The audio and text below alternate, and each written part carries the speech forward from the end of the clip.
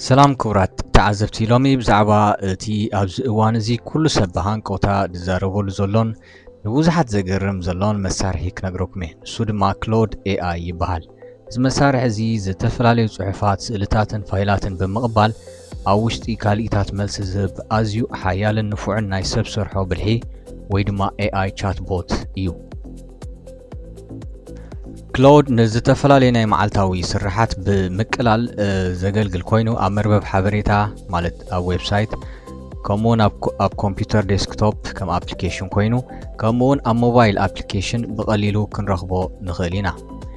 زي ناي AI مسارح زي بكوبانيا أنتروبيك زتلالو كوينو عند علامو دما حقازي ومونن نود سب دما قدرات زي بتصحن مالت helpful honest and harmless ناي مساي ولدو ديجيتالاوي حقازن نخونيو እዚ ቻትቦት እዚ ንኹነታት ተረዲኡ መልሲ ናይ መሃብ ልዑል ዓቕሚ ማለት ኮንቴክስት ኣዌር ሬስፖንስስ ስለዘለዎ ኣብ ዝግበሩ ናይ ዕላል ስራሓት ምጽሑፍ ምርምር ናይ ኮምፒውተር ኮዲንግ ከምኡውን ምስ ሕሳብ ዝተኣሳሰሩ ስራሓት ኣዝዩ ብሉጽ ሓገዝ ይህብ እዩ።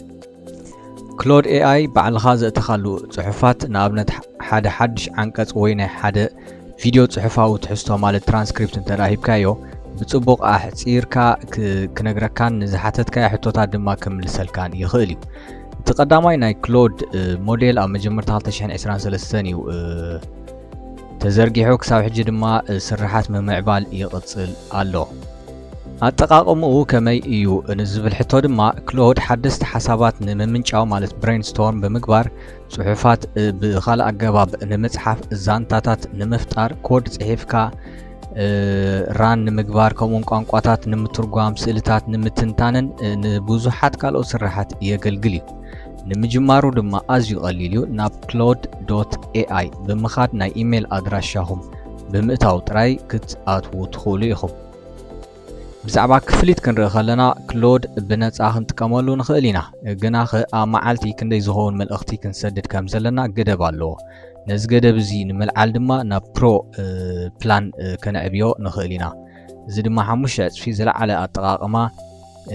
ቀዳምነትን ዘለዎ ናይ ኢንተርኔት ፍጥነት ከምኡውን ዕላላትና ብስርዓት ብምውዳብ ዝሕግዙ ፕሮጀክትታት ከምኡውን ነቶም ዝሓደሱ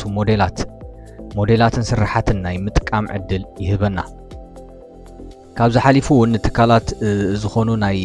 ቲምን ኢንተርፕራይዝን ናይ ክፍሊት ፓኬጃት ኣለዎ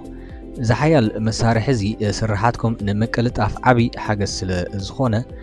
ካብ ሎሚ ጀሚርኩም ፈትንዎ እዚ ቪድዮ ትምርታዊ ኮይኑ እንተዳረኺብኩሞ ላይክ ሼር ግበሩ ቻነልና ድማ ሳብስክራይብ ብምግባር ደገፍኩም አርኢና ኣብ ቀጻሊ ብኻል መደብ ክሳን ረኸብ ብሰላም ቀኒ